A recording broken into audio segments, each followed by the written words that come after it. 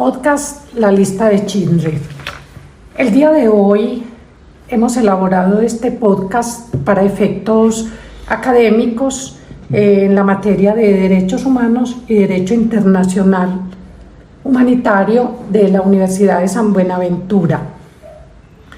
La Lista de Schindler es una película creada en 1993 donde se muestran todo tipo de violaciones de los derechos humanos acaecidos durante el genocidio nazi. El día de hoy me encuentro con mis compañeros Adriana María Mazo y Daniel Vélez.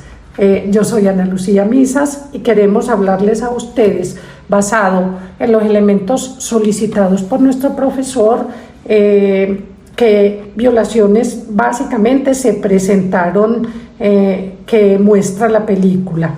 Me gustaría, Adriana, saber qué ves como violaciones flagrantes a los derechos humanos en la película. Claro que sí. Buenas tardes, Anita y Daniel. Pues La Lista de Schindler es una película interesante que nos muestra a través del tiempo cómo se presentaron todo el tema de violaciones de derechos humanos en este proceso.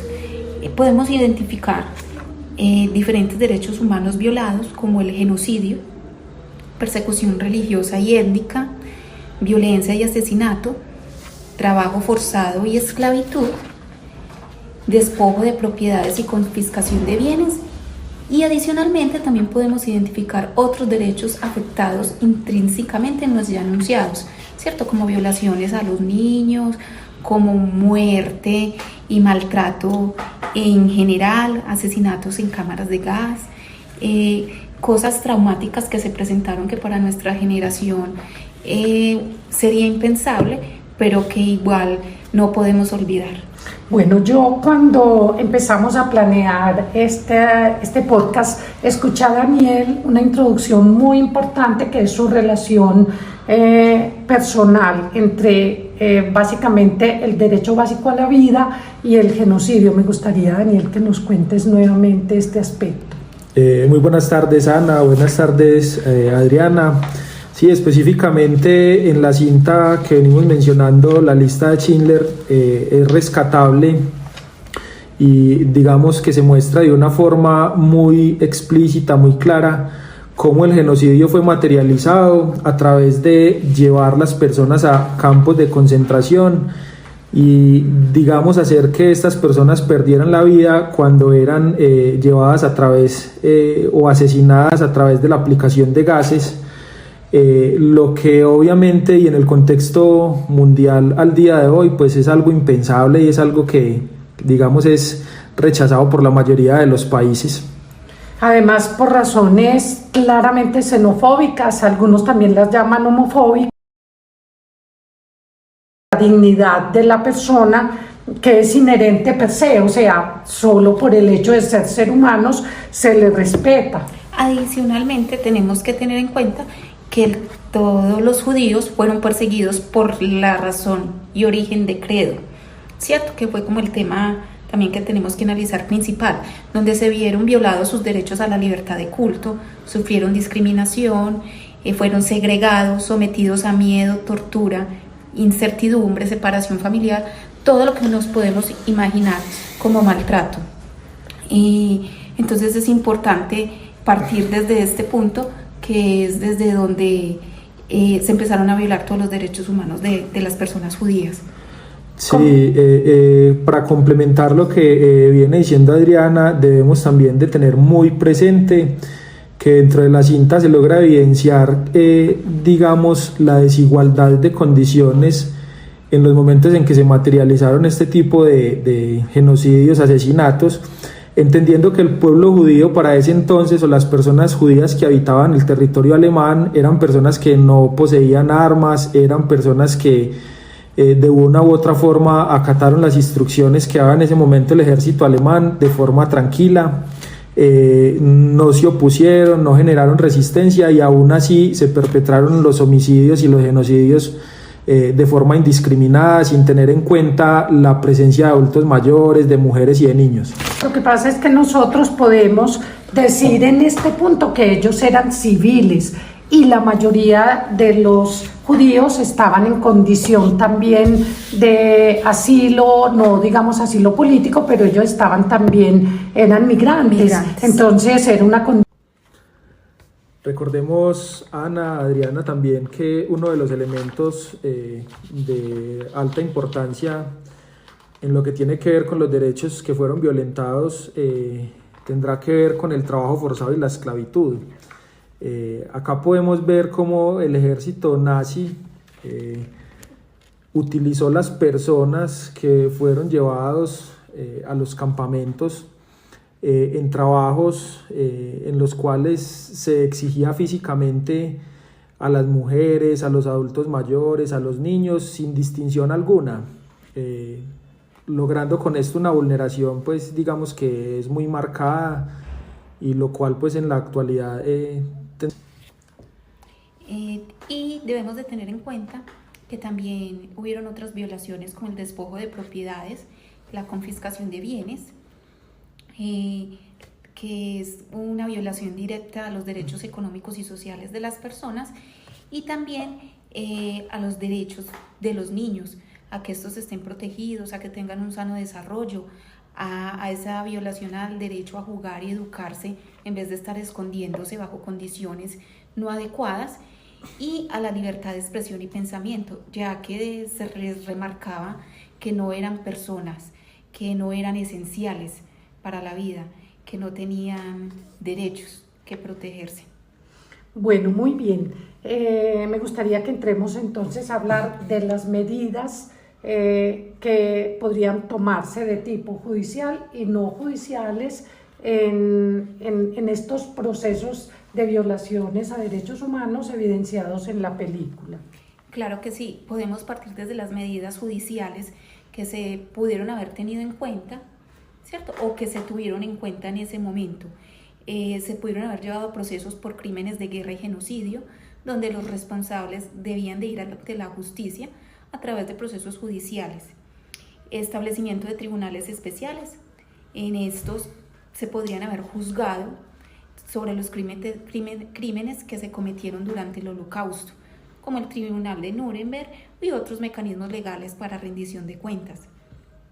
Y adicionalmente, se podrían haber generado reparaciones y compensaciones a las víctimas por el daño sufrido. Ellos tenían en ese momento un famoso, durante el gueto, una famosa comisión que se llamaba el Juderate, que era como un comité judío compuesto por un número de personas precisamente judías, que era más que todo como para organizar logística de alojamientos, de alimentación, y que curiosamente ante ellos podían quejarse, pero ellos no tenían nada que hacer frente a todos estos vejámenes porque no tenían pues ni voz ni voto ni autoridad. Hablemos entonces, si te parece, Daniel, de las medidas no judiciales. Sí, claro, Ana. En cuanto a las medidas no judiciales, digamos, se puede establecer que la educación y la concientización son programas educativos para el desarrollo de la conciencia alrededor de los derechos humanos, los cuales pueden fortalecer la tolerancia y el respeto por la diversidad. Esto como uno de los elementos fundamentales, al igual que programas por el derecho a la verdad, a la reconciliación y a la garantía de no repetición. En conjunto con el fortalecimiento de los organismos multilaterales, en lo que tiene que ver con la Organización de las Naciones Unidas, la Corte Penal Internacional, que son instituciones que hoy día pueden propender para que violaciones de este tipo no se vuelvan a presentar. Bueno, me parece importante también destacar qué tipo de responsabilidades penales y estatales hemos evidenciado en el desarrollo de la película. Claro que sí, se presentaron responsabilidades penales individuales y las podemos observar desde los líderes nazis y oficiales de alto rango y el personal que estaba en los campos de concentración, ¿cierto? Ahí podemos evidenciar que estas personas tienen responsabilidad penal individual. Y adicionalmente los colaboradores cómplices civiles y europeos en general que estaban haciendo procesos de aceptación y de juzgamiento y que indicaban ahí están los judíos. Todo el mundo aquí o se hizo el de la vista corta, el de la oreja mocha, pero parece que nadie notara lo que estaba sucediendo porque querían congraciarse con el régimen o sacar lucro y beneficio de la guerra, como fue el caso al principio de Oskar Schindler, porque él vio una oportunidad comercial. Evidentemente, él empezó su negocio produciendo implementos de cocina en acero o lámina y luego casquillos, todo lo que tenía que ver con la metalurgia, pero a través del señor Steller empezó a congraciarse con los judíos como seres humanos y a tratar de hacer para ellos una estrategia de apoyo y de sacar adelante las situaciones. Él realmente empezó con fines comerciales, pero terminó siendo un apoyo para ellos. Sí, a los campos de concentración.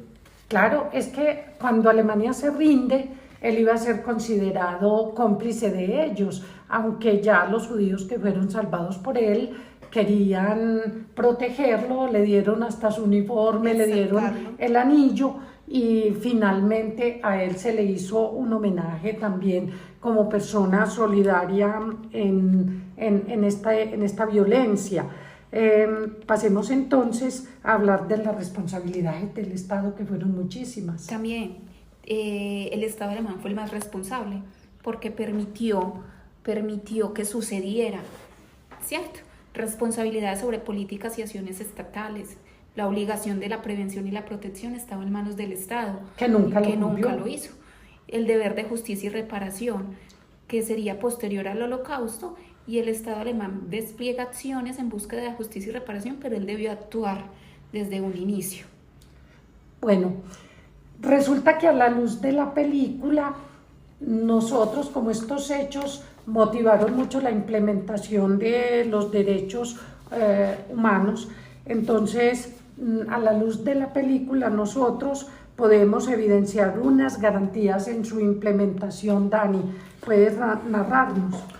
Sí, en las garantías que nosotros podemos encontrar en la implementación de derechos humanos, pues vamos a encontrar la educación y la concientización. Pues los derechos humanos terminan siendo incluidos en programas educativos que permiten incorporar historia del Holocausto y lecciones sobre los derechos humanos en los programas educativos a nivel internacional, en todos los niveles de la educación, logrando con esto ayudar, sensibilizar a las generaciones futuras sobre los horrores del pasado y fomentar la tolerancia y el respeto hacia la diversidad.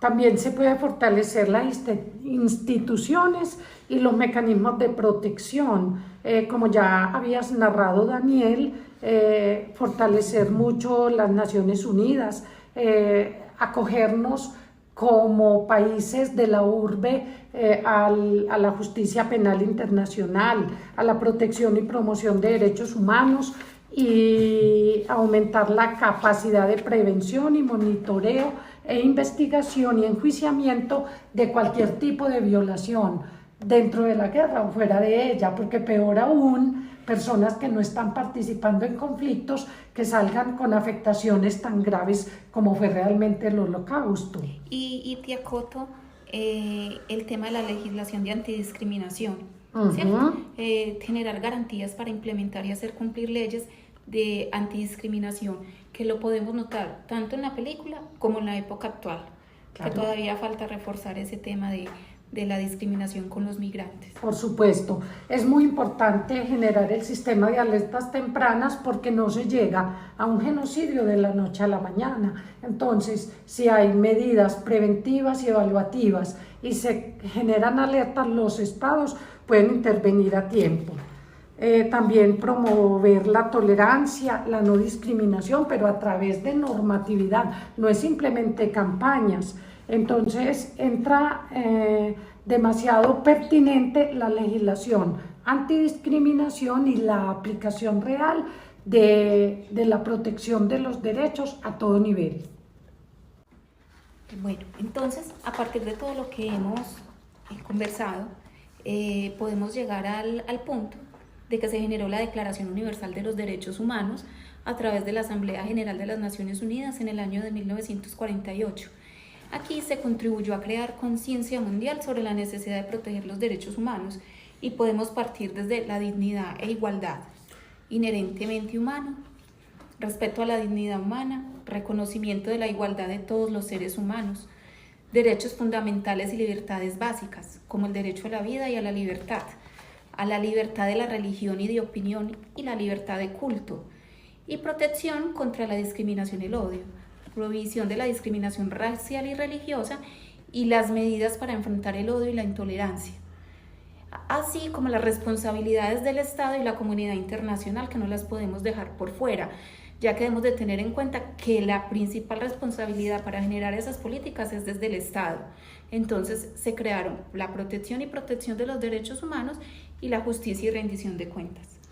Hay un cuestionamiento sobre persecuciones justificadas dentro de la película a los judíos, mucho más si eran homosexuales o si tenían, digamos, algún tipo de particularidades, gitanos, comunistas, etcétera. Entonces nosotros, por supuesto, estamos en total desacuerdo, más en el nuevo mundo con unos derechos humanos tan claramente definidos. Entonces somos, por supuesto, contrarios a la ideología nazi, a que ellos sean llamados chivos expiatorios porque empezaron a ser discriminados porque se creyó que ellos trajeron la peste negra, o a que se haga una propaganda en su contra o un lavado de cerebro.